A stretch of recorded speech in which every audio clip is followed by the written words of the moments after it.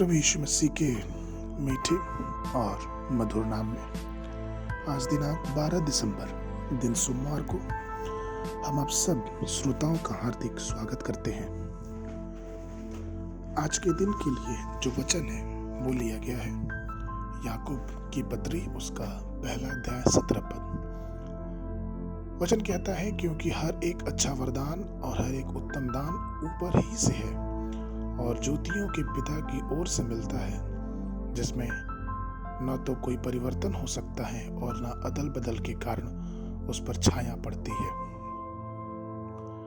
प्रियो, हमारे प्रभु यीशु बहुत ही अच्छे हैं और हम केवल उन्हीं से अपनी सारी आशीषें, अच्छे उपहार और सहायता प्राप्त कर सकते हैं। वो हमें सभी वरदानों को खुशी और स्वतंत्रता रूप से प्रदान करता है। वरदान शब्द इनाम या दान का अर्थ बताता है। वे हमारे प्रयासों से अर्जित किए जाते हैं। ईश्वर की कृपा से हमें प्यार से वो सब कुछ दिया जाता है। बहुत वर्ष पहले की बात है कि एक अमीर आदमी ने अपने दोस्त के साथ एक रेस्टोरेंट में रात्रि का भोजन किया। उस रेस्टोरेंट के कर्मचारी बहुत मेजबान थे और उसकी अच्छी देखभाल करते थे और उनके सभी आदेशों का वास्तविक गर्मजोशी के साथ पूरा करते थे।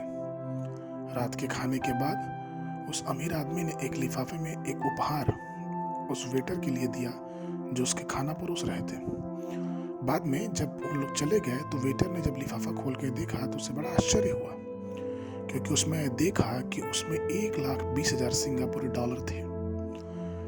वह इस बात से हैरान रह गया कि कोई भी इस रेस्टोरेंट में इतना बड़ा उपहार क्यों देगा, क्योंकि ये तो उसके कई महीनों की तनख्वाह के बराबर है। और बहुत दिनों के बाद उसे पता चला कि जिस मेहमान की उसने रात्रि का भोजन कराया था वो ब्रुनूस देश का राजा था।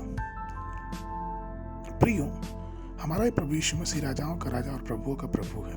पहला तीमुथियुस उसकी पत्री उसका 6वां अध्याय 15-16 पद कहता है, जिसे वो ठीक समय पे दिखाएगा, जो परम धन्य और अद्वितीय अधिपति और राजाओं का राजा और प्रभुओं का प्रभु है, और अमरता केवल उसी की है और वह अगम्य ज्योति में रहता है और ना उसे किसी मनुष्य ने देखा और ना कभी देख सकता है।